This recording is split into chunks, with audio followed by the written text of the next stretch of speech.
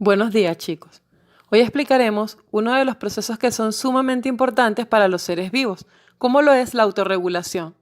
Partiremos de la premisa de que todo organismo, para ser catalogado como vivo, tiene que cumplir una serie de funciones y mecanismos, como lo son la autoconservación, que es la capacidad que tienen todos los seres vivos de obtener algún tipo de energía para cumplir con sus funciones vitales.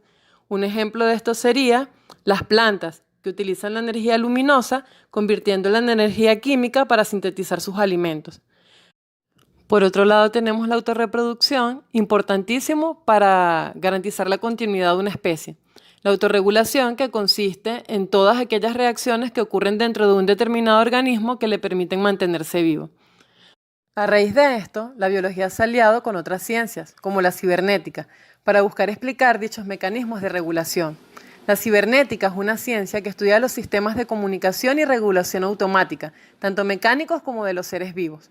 A pesar de que esta ciencia comúnmente es relacionada con lo que es el funcionamiento de equipos electrónicos, se sabe que los sistemas biológicos son sumamente complejos, tanto que superan a los sistemas mecánicos, que son usados en distintos artefactos, como por ejemplo las computadoras, que han sido diseñadas imitando todos los procesos que ocurren en los sistemas naturales o biológicos. Existen diversos mecanismos empleados para regular a un determinado individuo, generando así un proceso denominado homeostasis. Este proceso consiste en que, a pesar de que las condiciones externas puedan variar, los procesos que se realizan internamente en el organismo se mantienen constantes. Este mecanismo es más factible en los organismos como mamíferos y aves. Cuando hablamos de mecanismos de regulación, no podemos dejar de mencionar dos de los grandes sistemas que se encargan de coordinar ese equilibrio. Estos sistemas son el nervioso, mediante el mecanismo de estímulo y respuesta, y el endocrino, recibiendo las señales del sistema nervioso y accionando mediante la producción de determinadas hormonas que son liberadas al torrente sanguíneo y de ahí son llevadas a las estructuras donde ejercerán su acción. Las hormonas son sustancias químicas liberadas por las glándulas capaces de regular alguna acción en el organismo. Un ejemplo de mecanismos homeostáticos lo representa la regulación de la temperatura corporal en los organismos homeotermos. ¿Qué quiere decir homeotermos? Que su temperatura se mantiene constante independientemente de la temperatura ambiental. Tal es el caso de las aves y mamíferos, en donde estructuras que pertenecen al sistema nervioso, como el hipotálamo, y por parte del sistema endocrino, como las glándulas sudoríparas, se encargan de regular esa acción.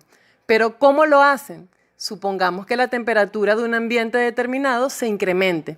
El sistema nervioso, a través de sus receptores cutáneos, percibe ese cambio. Dichos receptores envían señales nerviosas a los centros nerviosos integradores y ahí es donde el hipotálamo libera sustancias que estimulan a las glándulas sudoríparas para que puedan segregar el sudor. De esta manera, el sudor, al evaporarse, absorbe el calor del cuerpo y hace que éste se enfríe. Mientras la temperatura va descendiendo, las glándulas sudoríparas disminuyen su actividad, reduciéndose el proceso de transpiración.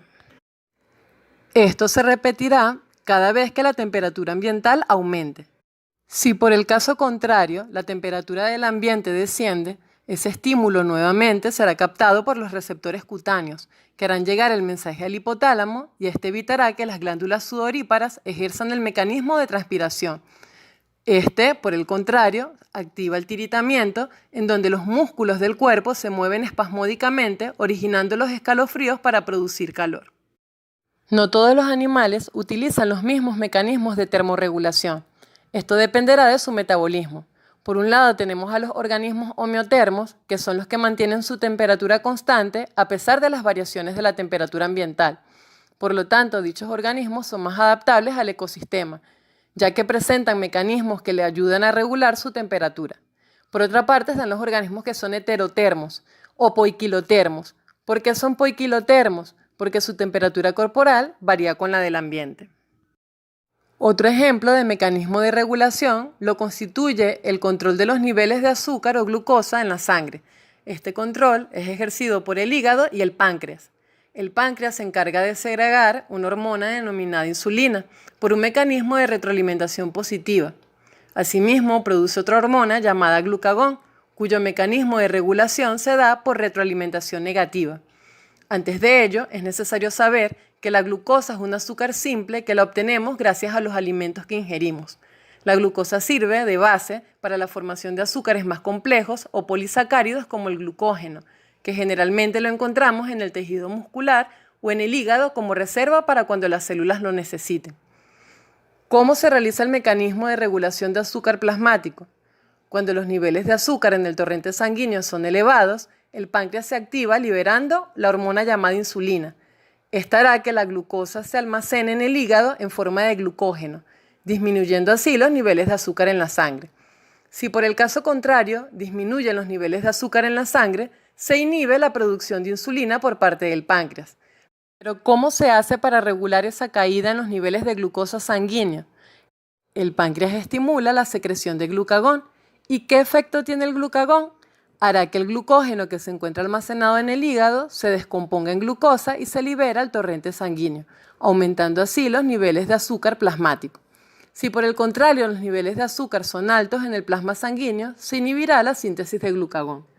En conclusión, ¿cómo se llevan a cabo los mecanismos de secreción hormonal por parte de la retroalimentación? Cuando es positiva, a más estímulos se incrementa la secreción hormonal. A menos estímulos se inhibe la secreción hormonal. Cuando es negativa, a más estímulos se inhibe la producción hormonal y a menos estímulos se incrementa la síntesis de dicha hormona, tal como se hace en el páncreas con la insulina y el glucagón.